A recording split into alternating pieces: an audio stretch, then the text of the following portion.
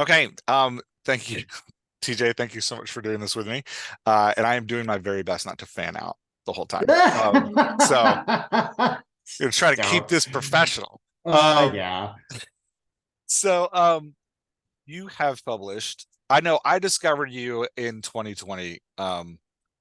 Discovered you. It's like you're some kind of, lost thing. I came upon your work for the first time in 2020 when you wrote The House on the Cerulean Sea, which I immediately fell in love with and talk about incessantly on this podcast. Um, but I found that you'd actually written a ton of works before that. You've got 30 novels since Yeah. 2011. Um, so I want to just start off talking a little bit about what got you started writing. I know you said you've started writing since you were a little kid. Can you talk to us a little bit about what inspired that and what you loved about it? And Oh, absolutely. So I grew up in very rural Oregon, and I was born in the 80s, came of age in the 90s, and I was a queer kid with undiagnosed ADHD. So you can imagine how well that would go over in a setting such as that. Um, it, I loved books more than anything in the world. I'd always read everything and anything I could get my hands on, and I decided that I wanted to start telling my own stories at the tender age of like 7 or 8 years old. So I started carrying around a notebook with me that I would fill with whatever stories would come into my head. And mostly it was, 7, 8, 9 year old nonsense, but that's just what I did. And this was something that I kept secret, kept hidden, because anything that brought me joy was something that could be taken away in the house oof, that I lived in.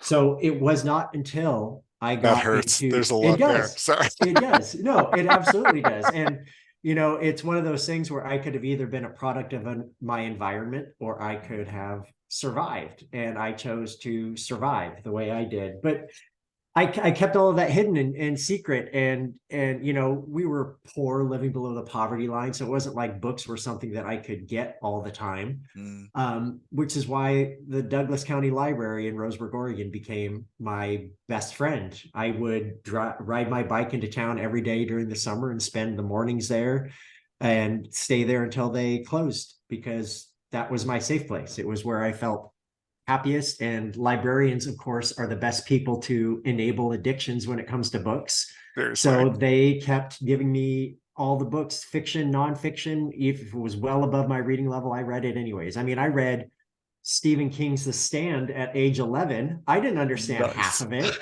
I didn't understand, anything that was going on, but I still read it, the complete and uncut edition from first Wow. page to last. That is an achievement for an 11-year-old. It That is is, but yeah. I think if you're of a certain generation, you read Stephen King probably well before you were supposed to. And Yeah, he was kind of the thing that we all snuck. Like our parents yeah, seemed to in be the worried about 70s us, and like, yeah, yes, watching 70s, TV. 80s, They didn't think 90s, about right? these novels. Yeah. Right. You would hide under your blankets with a flashlight to read the books. But I it was not until I got into seventh grade that I met two women, Mrs. Benson, Mrs. Pfeiffer, who changed my life forever. They were my English teachers, and they were the first people to tell me that I was good at something.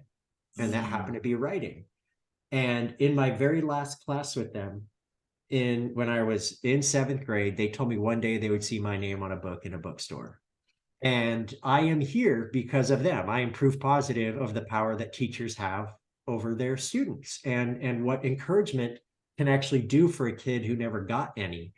Mm. And in this weird full circle kismet moment, I actually went back to that hometown a couple of months ago as part of my book tour for In the Lives of Puppets to go speak at that very same library that saved my life as a kid. And Roseburg, Oregon, has some very bad memories for me.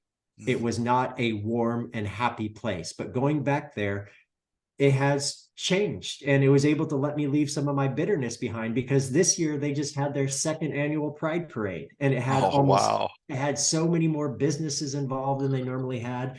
And while I was giving this talk to the people at the library, I mentioned Mrs. Benson, Mrs. Pfeiffer, and after the event, an older woman came up to me to let me know that she had been best friends with Mrs. Benz, as when years before. They were both older when they had them, and they have both since passed away. But she was best friends with Mrs. Bentz, and not only that, she told me that she was still in contact with Mrs. Bentz's son, and she was going to tell him what I said Oh, at this thing, and that I was able to sign a book for him to tell oh, him that his mother is the reason that I'm here. And so it was this weird little full circle moment that I never expected to be able to have, going back into a place that hurt me so much in order to find a little bit of joy in there mm. again. And so that's why I do what I do. That's how I got started, and that's why I've been writing ever since. That is an incredibly beautiful story. Um, I love that people found you, gave you a little bit of encouragement, and it really at a time where you really needed it, and it set you on this amazing Well, journey. yeah, That's when fantastic. you're a kid, hearing never getting encouragement and then hearing it for the first time, it's like, it's akin to a parched person never having had a drink of water and running through the desert, and then Mm. finally they get that drink of water in this oasis, and it's rejuvenating, it's life changing, it makes you feel human.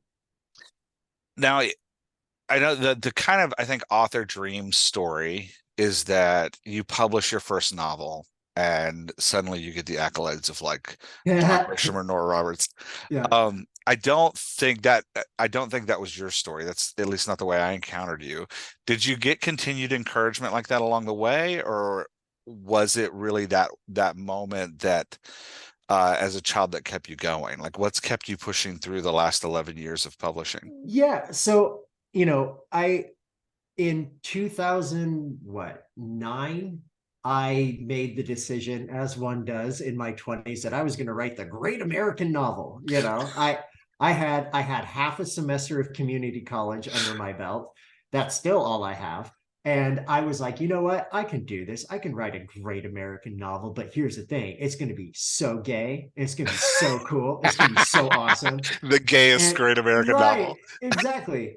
And then I wrote it, and I mean, I didn't know what the hell I was doing. And Yeah. so I Googled gay publishers, clicked on the first one, submitted it, and then 3 weeks later I had a book deal with this independent publisher.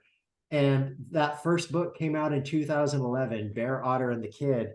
And man, that was such a weird time for me, because it was, I'm in my late 20s. I wrote a book, it's getting published, and then the book comes out and sells better than any other book that they've had. It goes on to be named like Amazon, one of Amazon's best book of that year that Wow. it was published.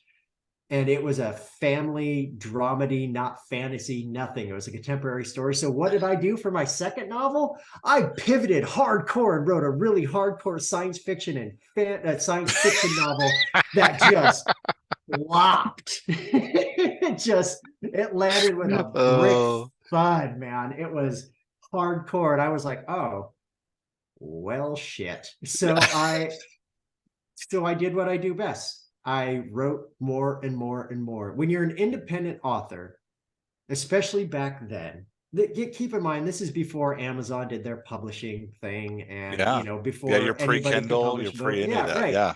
So I didn't know what the hell I was doing. All I knew was that all of a sudden I was popular for some reason, and then my second book came out and I wasn't as popular for Mm. some reason. And then I thought, you know what?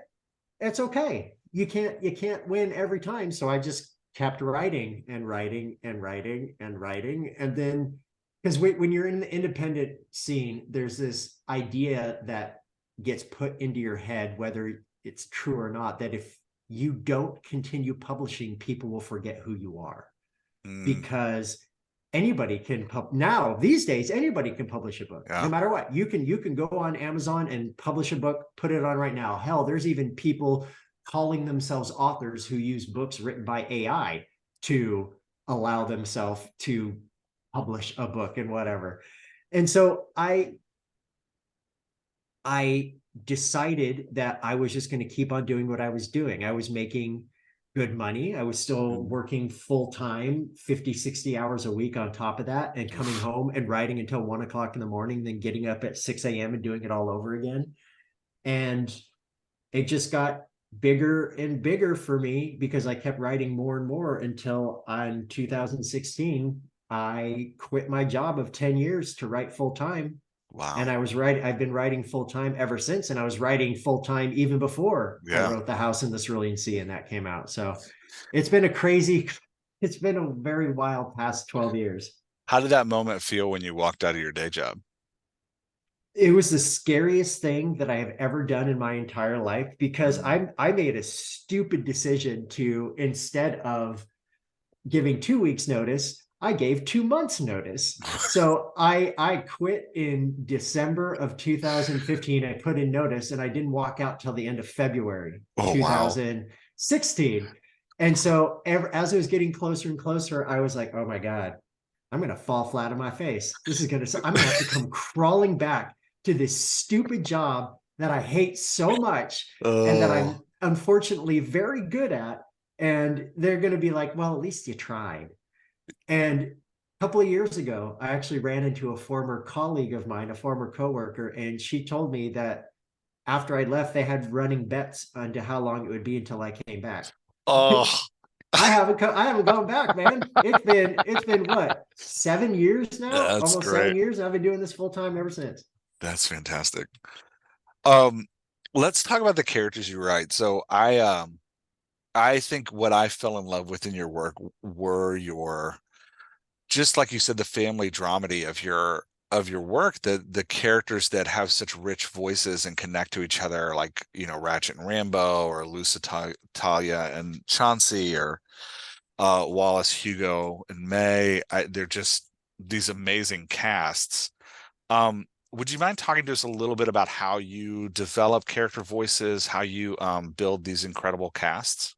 Yeah. So look, I think it's fair to say that most authors, when you grow up, you either become a writer or a psychopath. So I chose to become a writer, even though It's a I fine line. probably, yeah, even though I could have become a psychopath because I hear voices. I hear Uh-huh. my characters talk to me. That's how I know a story is going to have legs when the character starts getting louder and louder and louder. For instance, you mentioned In the Lives of Puppets. I That book exists because of Rambo, the anxious vacuum with social anxiety. And the reason that book exists is because one day I bought a Roomba vacuum. And humans do this thing where we anthropomorphize or put human qualities on inhuman objects. So as one does, I put googly eyes on my vacuum cleaner and I gave him a name, Hank. Don't ask why; it's not important. As And one so does. with yeah, Yep. and so I when you get one of these little vacuums, you're supposed to turn it on and let it map out your house. It goes around so it knows where to go. This stupid little machine got itself stuck in a corner almost immediately and made the saddest beeping sound I've ever heard a machine make. And for some reason, that exploded into a story in my head. There would be this character named Rambo. He was a vacuum cleaner, but he has the heart and soul of a golden retriever, but he's also very anxious. And there's going to be a human who's going to be living with them, but if and has been living with them for a long time. But if there's a human, there needs to be some kind of nursing or doctor machine so they can make sure the human is healthy. But what if she was a sociopath? And it just kind of goes from that's how my brain works, man. I It's love it, scary. man. It is a That's scary, amazing. scary place sometimes. But I am a character author first, always. Mm. Characters come to me first, and I build the story around character. Sometimes characters come with stories built in my head. Sometimes I have to let them figure their own stories out, and then they get back to me and let me know what direction they're going to go. I heard Lucy first in The House in the Cerulean Sea, but I knew he wasn't going to be the main character until he introduced me to Linus as the main Mm. character.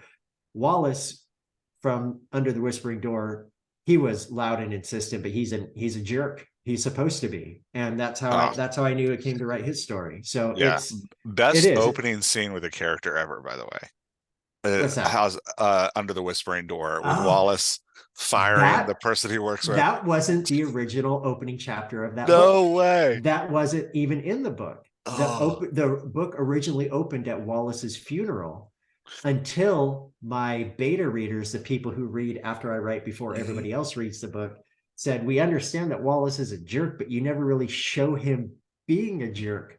before he goes. So you have Interesting. to add that in. So I wrote that entire first chapter because of that feedback. Oh, I think part of what I love too is that you balance your main characters, even with your side characters. So, like that scene, for example, the woman he's firing, I think her name might be Sue, but I don't fully remember. She, her voice is fantastic. Just a great, she's so oblivious to like what's happening. Mm-hmm. Such a great foil to kind of demonstrate his personality. Yeah, if I'm going to have a character make an impression on a page, no matter how short their page time is, I actually want them to be remembered. Mm, You know, these characters aren't real. None of these characters are, but they feel real to me mm, especially when I'm deep in their world writing about them. So when I'm writing a character like the woman he fires at the very beginning, she's only in it for that one chapter. But I want you to remember her, not just yeah. because of what Wallace did, but because of how she was too. You Mm. know, the entire situation is absurd. And she is kind of feeding into that absurdity. It gives you an idea of how this world actually is before you even get to the part where Wallace dies.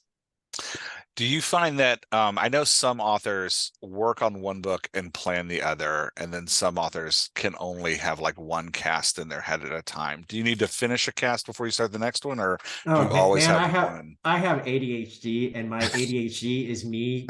Part of my ADHD is that I hyperfixate.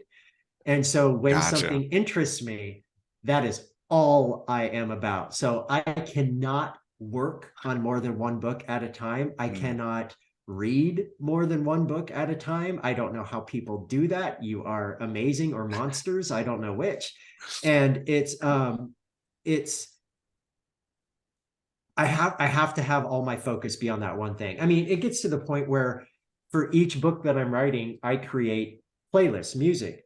In the Mm. Lives of Puppets, the playlist for that one was over 500 songs because when I'm researching, writing, I want to be in that world as much as possible. So when I'm not writing or researching, I'm listening to that music. When I'm out into the world, Mm. I'm listening to that music. So it keeps me in the headspace of the story so I can keep on thinking about the characters in the world. That's interesting. Is it like an emotional connection to the music that you have, or is it Oh yeah. a Oh yeah. okay?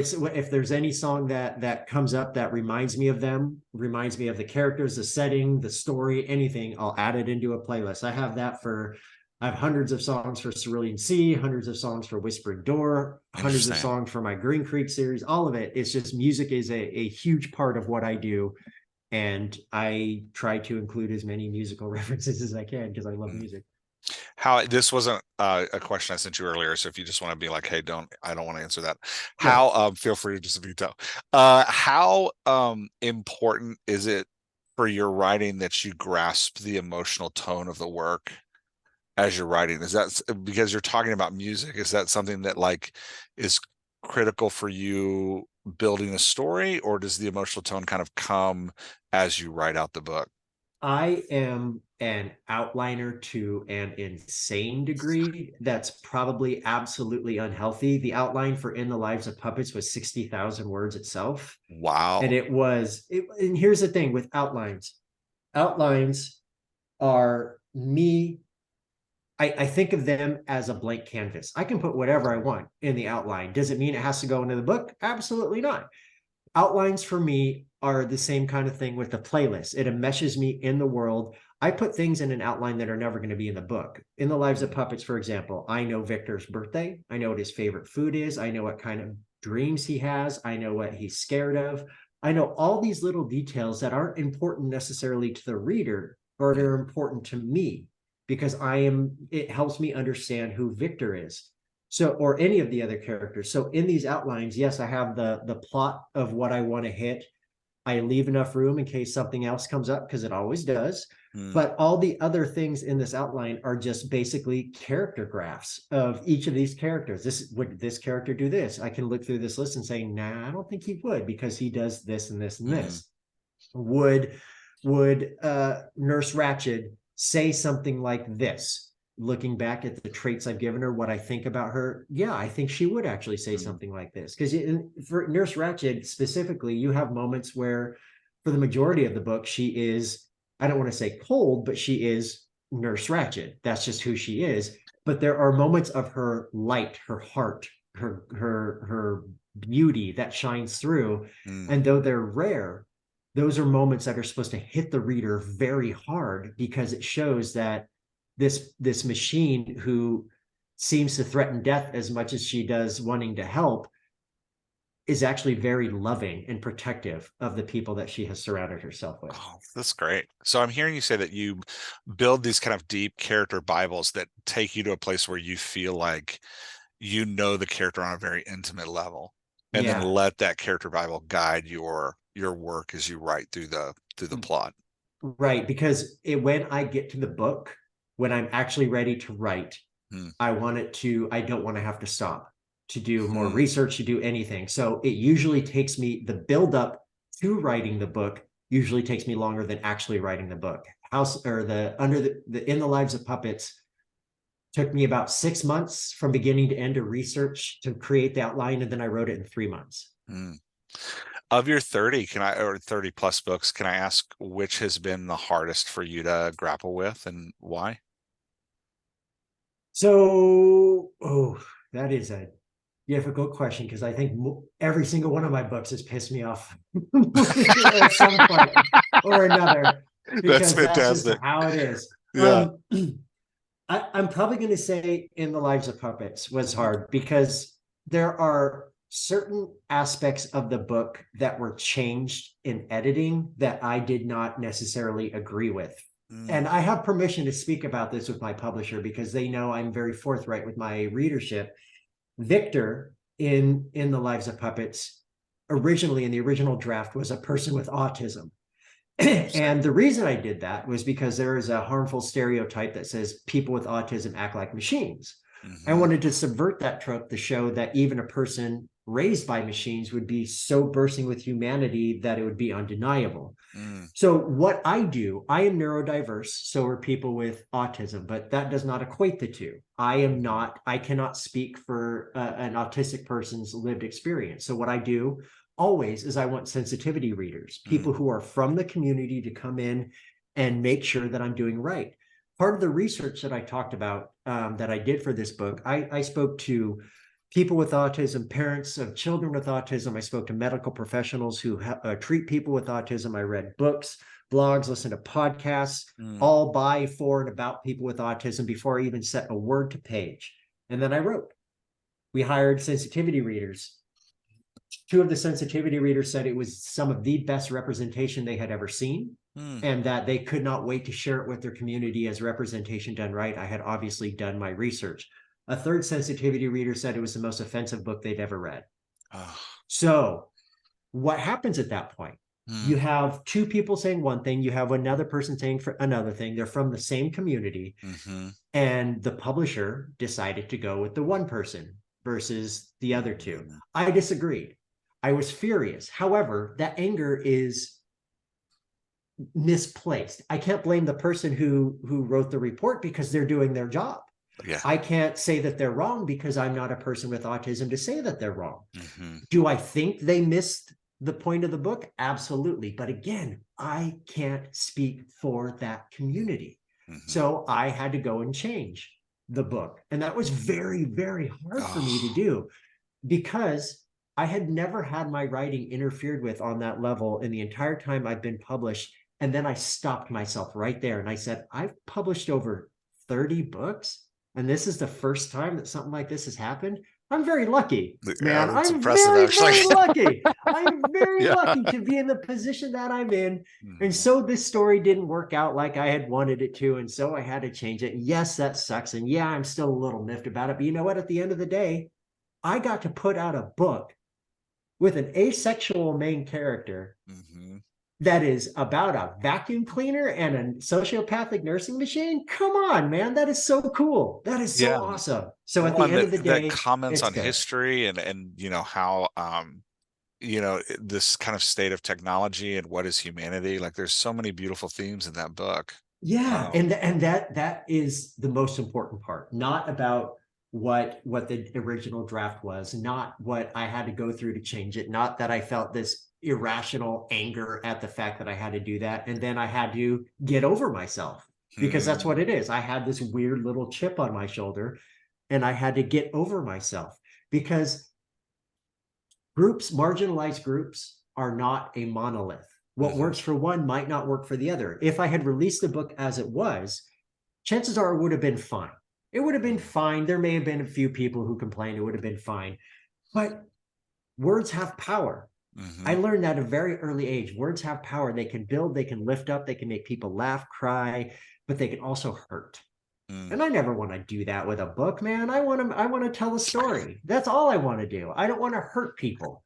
So at the end of the day, the story was changed, but it's still not going to stop me from taking risks, from taking chances, and from using sensitivity readers in the future because they are very, very important at what they do.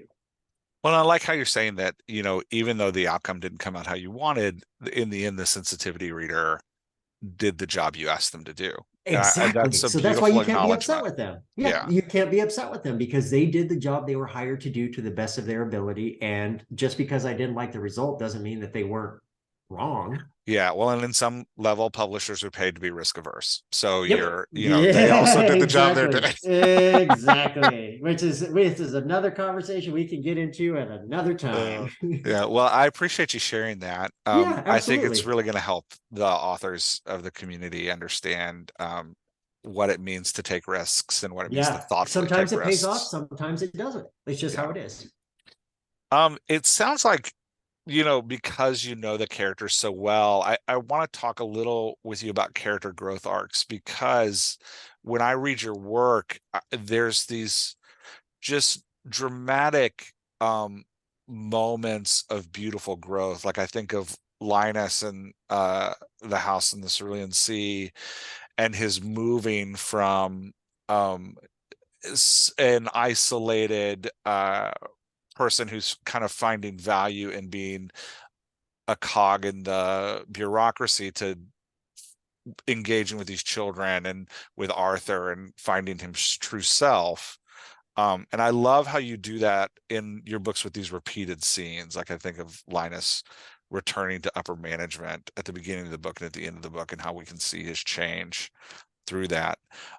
Is that character growth arc part of your plotting, or does that just come out of your deep knowledge of the character? Would you mind talking a little bit about?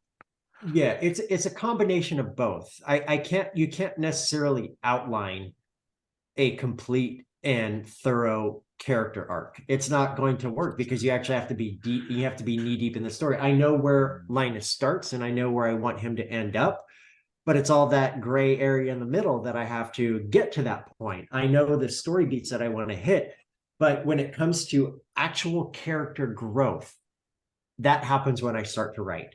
And it's a give and take process. Sometimes I will be 10,000 words into a certain thing, a certain chapter or a certain few chapters and realize, shit, this isn't going to work because I want to get to Linus being here. Mm. But the way he's acting right now, that leap to point A to point B isn't going to be organic. It's not Mm. going to feel correct.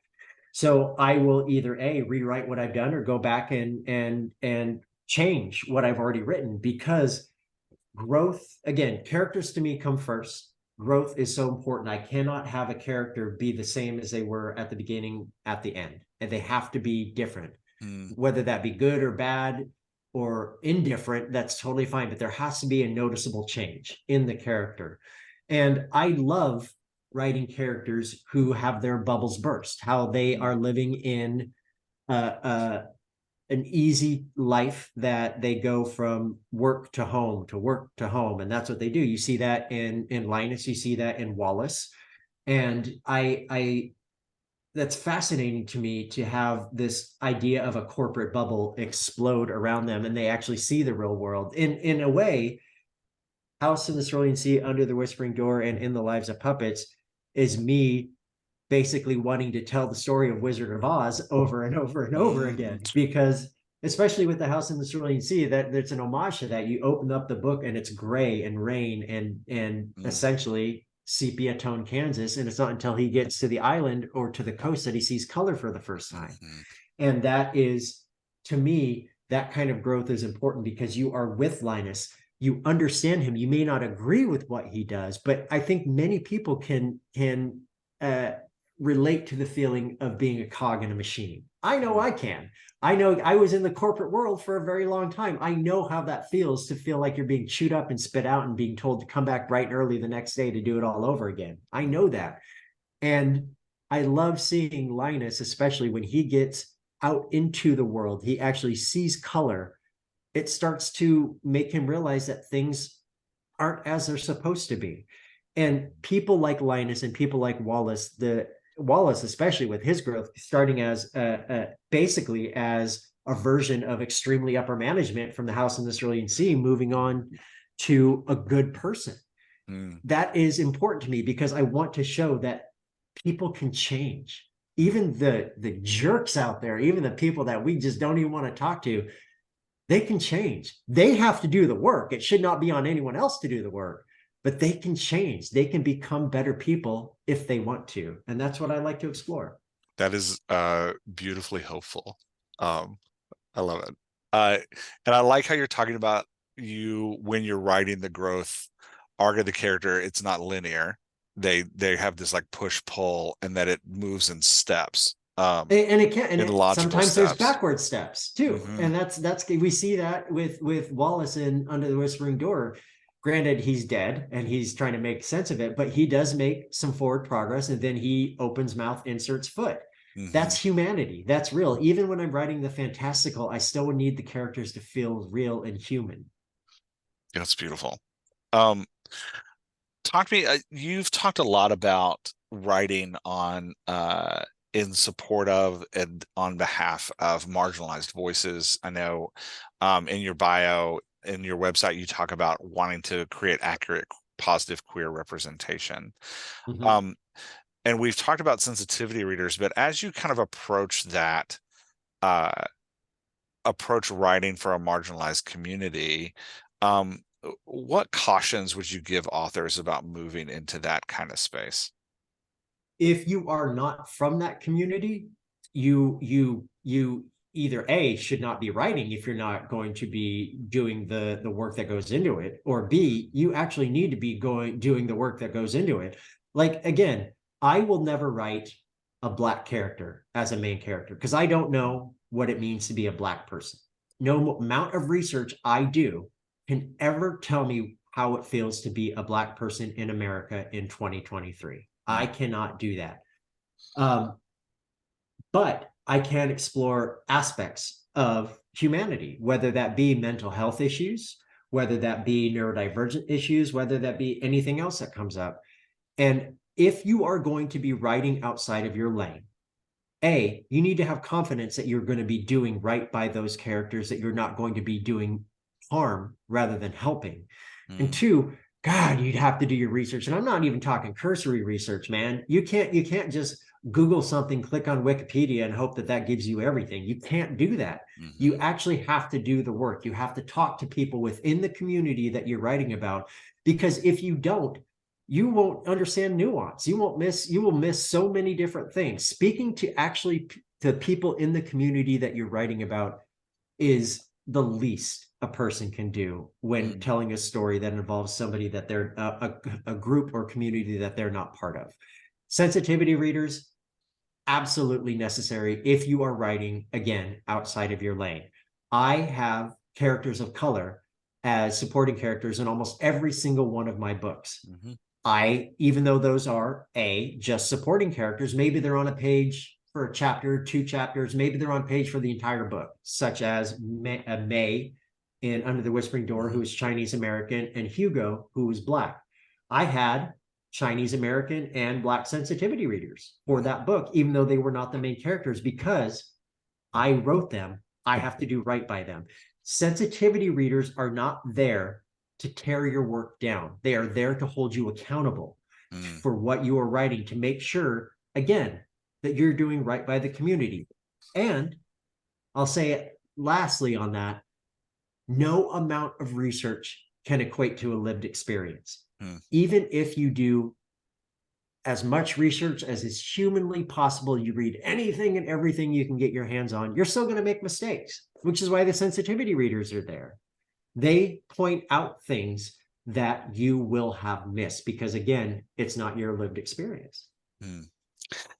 Not to put you in the position of a wizard who has all the answers, because that's incredibly unfair. Yeah. But as an author who's thought deeply about this, I know there's writers like me who are, I'm a cis, heterosexual white male who has a lot of Mhm. societal power. Um, Yeah. and then I know a lot of the authors I work with are coming to writing later in life after they've had full careers, and they have, Mhm. a portfolio of resources to attribute. In what ways have you encountered or thought about how those authors outside of writing marginalized characters can really have a positive impact on the literary community and from marginalized groups that they're not a part of? Is that, and Well, again, that's not, I didn't prep you for this question. It's yeah, not, that's okay. yeah. I have to think about, so I have seen authors who have written about marginalized communities that have not done the research, Mhm. and it shows. And sometimes they'll just skate on by either because of their popularity or the strength of their previous books, or they will not, and they will be quote unquote canceled, however that is. And I get that. I've read books where characters with ADHD get cured. I've read books with people who are asexual just needed to find the right person, that magical dick cure that everybody knows about. They just Yeah. needed that, and then they got it. I've read books that I have found to be extraordinarily offensive about the queer community. Mm. But it's the right of anybody to publish what they want, correct? Mhm. Even books I find abhorrent, even books that I think shouldn't exist, are books that should be available in case somebody wants to read them. That's just how it is. I I think that if people are going to be going in the direction of writing about a marginalized community, if you do not do the work and understand that you could be causing harm if you don't do it correctly, then you kind of deserve what you get Mm. at that point. You have to, if you're going to be doing that, if you want to write underrepresented characters in your work, you have to make sure you're doing it right, because if you don't, it will come fall back on you. And that's that I hear from a lot of white writers who are scared of writing characters of color, or characters with different disabilities, mental health issues, anything along those lines, because they don't know if they're going to do it correctly. If you don't know if you can do it right, then don't do it. It's that simple. It's that Yeah. simple. If you're going to be committing to something like this, you actually have to commit. You have to commit to doing the work. Mm. Writing is your job as a writer isn't just writing. It Mm. is actually making sure that what you're writing is accurate. It's Mhm. true. It's good. Even when you're writing fantasy and science fiction, these are still things you have to consider.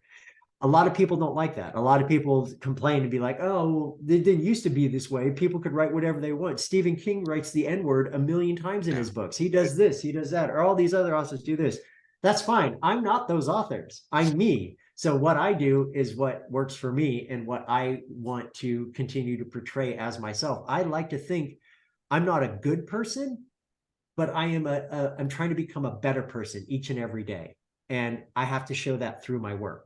And that's what I think other people need to do, man. You gotta do it right. You gotta be right about what you're writing about. Mm. I think that's beautifully generous, and thanks for taking the time to talk about that. Yeah. And I'll just, to embarrass you for a minute, your books are the first, I would say, main queer characters in literature that I encountered. And Oh, thank you. definitely not just gave me insight into experience, but also gave me a tool to share with friends that were like, hey, this is a beautiful representation of a human who is queer. And Right. yeah, and See, there's so many authors out there better than I who've written great and wonderful coming out books, and that's all well and good. But what a lot of people don't seem to realize is that life doesn't stop after you come out the first time. Anybody you meet for the rest of your life is someone you potentially have to come out to. Mhm. So I don't like focusing on coming out stories. I like stories where the queerness is intrinsically tied to the person, but that's not all they are. That's not all who I am. It's a big part of my identity and what I do, but that's not all I am. So I Mhm. don't like the big coming out scenes.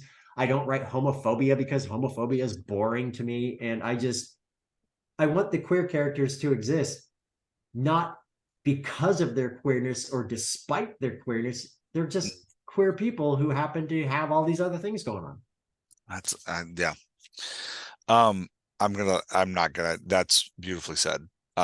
So I'm just gonna leave that and move on and not more. So a lot of our community members, we really do hold your work up as a standard of excellence. Oh boy. Especially, I know, I'm sorry to say that out loud. It's, Yeah, I know, right? yeah, I feel it's weird to say bad. that to your face. It's easier to say that when you're not on the camera.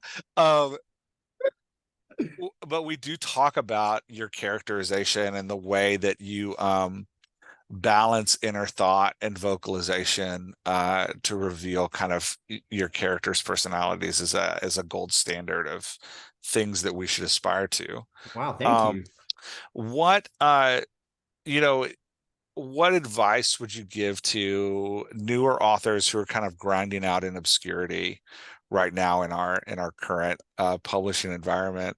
Um, So here's the thing. Every author hears the story of that one author who got their first book, a 7-figure deal, and it came out and it's huge in New York Times and it's adapted into a movie. 99.9% of the time, that doesn't happen. That is not a normal path for any author. I would not want it to be my path because could you imagine the weight of expectation after something like that? no, Look at me, crippling. man. I Yeah. know. I look at me, man. I wrote my first book, it did reasonably well, and then I biffed my second one. That is amazing that I was able to do that in 2012 Hmm. out of the limelight of most of the way publishing is now. We didn't have TikTok. We didn't have Hmm. the version of Twitter or Instagram or whatever that's on there now. There was no book talk. There was no bookstagram. There was no booktube, anything like that. Well, and So even my then, the conversation around queerness was very different. it And was queer fiction then was mostly written by straight white women writing gay romance. hmm. That's what it was. Hmm. Um, I was a bit of an anomaly when I came into the community at that point because I was one of the few male writers writing queer fiction at Hmm. that point, which is weird for me to think about now. But so you're not going to get a big huge deal. That's just not, that just doesn't happen for majority of authors. The biggest thing I can tell people is that you can't put all your eggs in one basket for one book. Hmm. You have to build a back catalog, man. You have to build something so when a reader finds a book of yours and they like it, they can say, let's see what else this person has written. So I can go find them. There's nothing, first world problems, but there's nothing worse than finding a book that you adore and then realizing that's the old author's only book. That's the only thing they've written. I've had that happen more times than I care to admit. I'm like, what is this bullshit? What is this? I hate this. Come on. Yeah. Why didn't you do what I did and write 30 books in 12 years, man? Come on. But it's that's just not going to happen. And so you're building your back catalog is important. Another thing that I think so many authors, especially aspiring authors, don't realize these days, it's not just a book you have to put out. You have to put yourself out there, man. You have to almost make yourself a brand. You can't just push your book out, publish your book into the world and say, sit back and wait for all the accolades. I work more now than I did when I was working a full-time job and writing because it's what it is. I Yeah, have you got to to, come talk to weird podcast hosts. That's about yeah, it. right. And like last week I was at Comic-Con. Here I'm talking about this, and it's my life is very weird. But I don't want people listening to think that this is the way it's always been. This all started happening because of the House in the Cerulean Sea in 2020. Before that, I was writing full time, making good money, but because I had a back catalog, Mm, I had 20 books that people could be like, I really liked this author and go back. And then your royalties will start building at mm, that point. yeah. Now, if you are self-publishing, guess what? So are thousands of other people every single day. If you were going with an independent publisher, Awesome. Guess what? They most likely won't have the marketing budget Mhm. that bigger publishers have. If you're going with a bigger publisher, guess what? Your book's probably not going to come out for 2 or 3 years. Mm, That's just how it is. So you have to pick what is right for you. I mm, still plan on self-publishing books that I just want to write for me. I mm. still have a book with an independent publisher. I still like working with my big publisher. It's really dependent upon what you want to do with your career. But you got to remember, self-publishing, everybody can do it. Independent publishing, well, that's great, but are they going to be able to give the notice for your book to be out there? Traditional publishing, well, you got to have an agent before you get up there because they won't take unsolicited manuscripts. So you have to figure out the path that is right for you. If my recommendation, absolutely unsolicited advice from TJ Klune, who my publishing I journey has been solicited it. I weird. asked for Right. it. My publishing journey has been very, very weird. Mm, My best advice, get an agent. mm, Agents will open doors that are not open to you currently if you do not have an agent. My agent is the best thing that's ever happened in my career. mm, And again, my way of navigating all this is very different. My agent reached out to me after reading one of my books and said, I really like your books. Can I represent you? I told her no, because I didn't want her to take more of my money.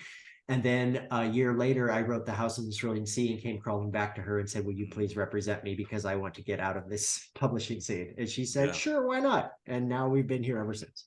Yeah. So it's, you know, I say all that with levity and sounding nonchalant, but it is so important to find a person who will represent your work, because it is very funny how weird traditional publishers are. If there's not an agent's name attached to a submission, they're never going to read it. You'll never be, and you'll never hear from them again. And maybe they will remember your name, put your name into a database saying this person didn't follow directions, and Mhm. so we're not going to review anything from them again.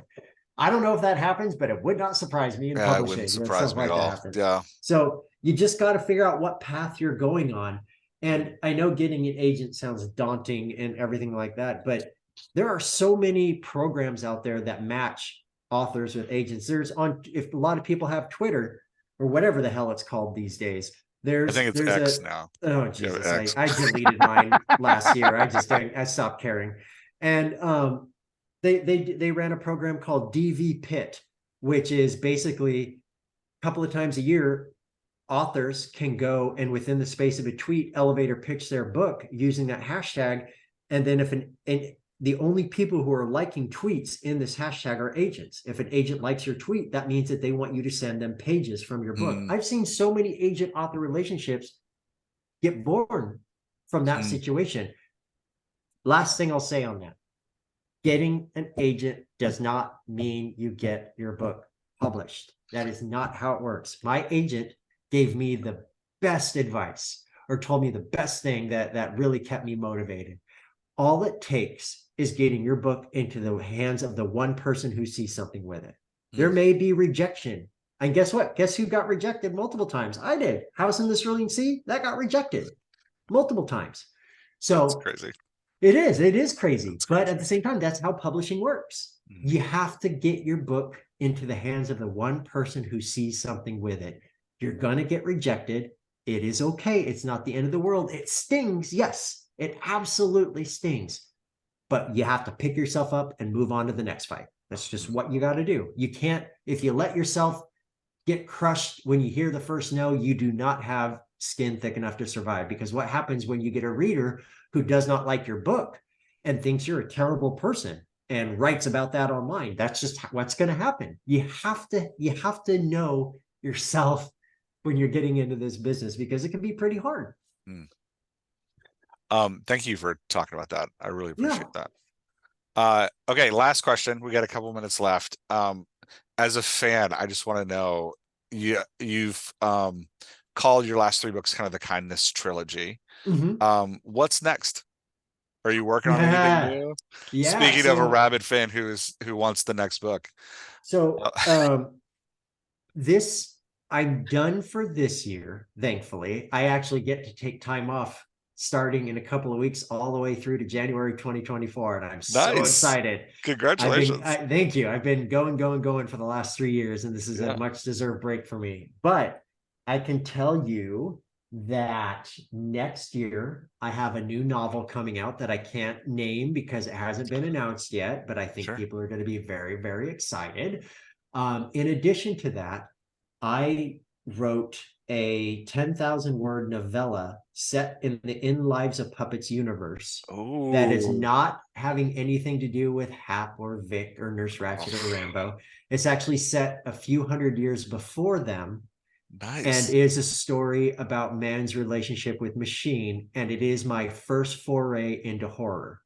It is Oh, a not a gory, violent horror, but more spooky, unsettling. Something is gotcha. More very, very King wrong style here. horror. Right, That's that type great. of. And so that'll get released with the paperback version of In the Lives of Puppets next year. It's called Reduce, Reuse, Recycle, and I am very, very excited about that Nice. story. And then next fall will be the release of my 2024 novel that nobody's going to see coming, and I'm very excited for it. So That's very it's cool. very cool. But yeah, that's what I got going on. I have 3 novels written that haven't been announced yet. So I'm doing this forever, man. That's fantastic. I I love it. I'll do this until my fingers fall off. Where's the best place for a reader to follow you? To get updates on your work and My all that my jazz. only social media these days is Instagram. I Okay. only use Instagram, and even then, I'll be taking a social media hiatus this fall from Nice. everything so I can recharge and not have to worry. I'm such a luddite. I don't like social media. I I before I was published, I didn't have any social media, and now that I have whittled it down to Instagram, I am holding on for dear life for that one because I might get one day I might be like, you know what, I don't want this either, yeah. delete. Yeah. Well, And then they're you always know changing too. I know, so it's What is exactly how it fun right goes. now, tomorrow may be horrific. Yeah, so So Instagram you is where never you know. can keep up to date with me. Okay. I'll be at what am I in August, I'll be at the National Book Festival in DC. Nice. I get to do a one-on-one conversation with the first woman archivist, the national archivist in the United States. And it was so funny because we were talking back and forth earlier this week via email about it. She's like, I'll get to the questions I want to ask you over the weekend, but I actually have to do something with President Biden in the next couple of days. So I have to go. I was like, Jesus You're a Christ. great company, man. No, I was like, no, that's infinitely more important. Don't worry about my emails. Go do President Biden stuff. That's very funny. That is so much more important than me. So now I'm freaking out because I'm going to have to go on stage with this woman and it's just me. And I'll be sitting there thinking, do you wish I was President Joe Biden right Yeah, now? Is seriously. he so much better? Is he so much cooler than I am? I was For real. oh, I can't wear sunglasses and look as cool as he does. So do you just hate me right now? that's So this is how it hysterical. is. Yeah. So yeah, Oh, that's what I've got going on. nice. All right. Well, thank you so much. I'm gonna hit stop on the recording and we can talk just a couple more seconds, but I really appreciate you coming on and talking Absolutely. to Thank us. you for having me.